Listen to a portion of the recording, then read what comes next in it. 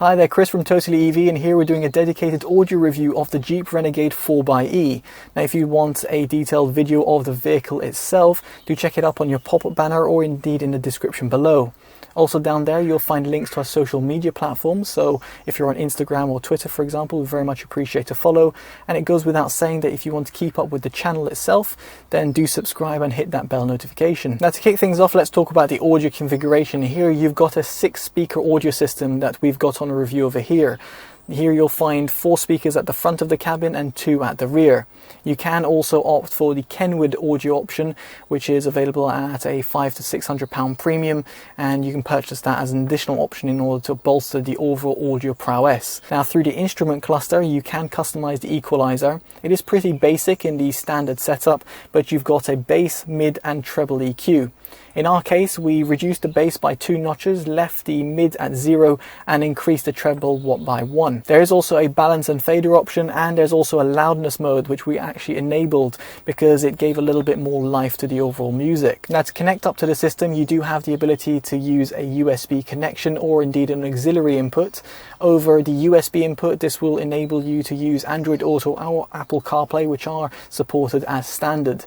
If you opt for a wireless connection you can have Bluetooth, but this is limited to the SBC codec only. Now to give you a little bit of a taster as to how the audio system performs, I'm going to place the camera in 4 separate locations and have a little demo. The music we're going to be using is from Priya J and the song name is called Falling. If you're interested in listening to it or indeed subscribing to our channel, do check it down in the description below.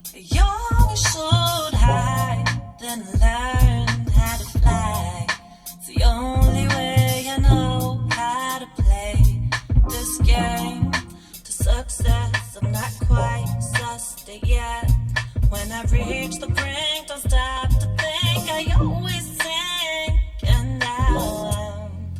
The thing is, my imagination is constantly racing. 1,000 miles ahead, I'm living in my own mind, but it's floating. I'm always hoping. Now with that audio demo out of the way, let's get on to my subjective opinion. And here let's start off with the sub-bass response. I feel that the sub-bass is somewhat cut off and just doesn't have that low-end rumble. I think that's due to the fact that it doesn't have a dedicated subwoofer in the boot. Of course this might change if you have the Kenwood option. But in the stock configuration, the mid-bass is actually pretty pronounced and pretty lively. I actually reduced it by 2 notches in order to get a little bit of a more balanced sound signature. As for the mids, they are quite recessed, specifically in the lower mids. Now you might say, oh, you can just adjust the EQ setting. And while you can do that, what it will mean is that you get a little bit more of an artificial sound in the mid-range frequencies. So for example, if you're listening to Priya's track, you'll feel her vocals just kind of change tone and just doesn't come across as the artist might intend. So in my case I actually left it at 0 and just accepted the fact that it does have a recessed sound signature. Now as for the highs, they do roll off at the top end, although if you do add a few notches to the treble EQ it does add an extra zing.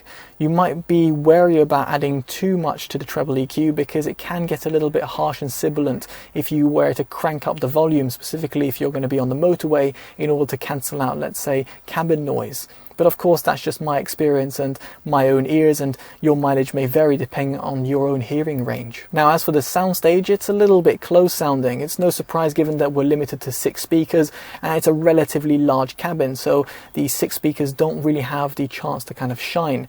Had we had more speakers placed throughout the cabin, we'd get a little bit more of a engaging sound signature and one that will give you a little bit better width and depth.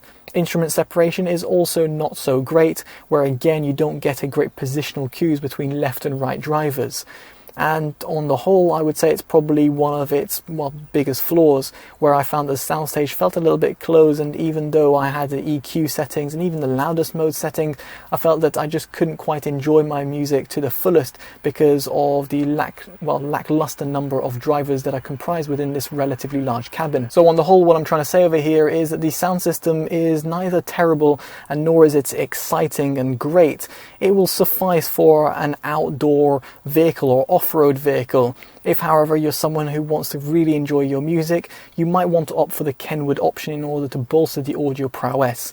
But of course, that's just my opinion and thoughts about it, so do let me know in the comment section below if it's important to you to have an audio system, or indeed to have a good audio system in a vehicle that costs upwards of £32,000. And of course, if you like this video, give it a like, subscribe and hit that bell notification to keep up with the channel.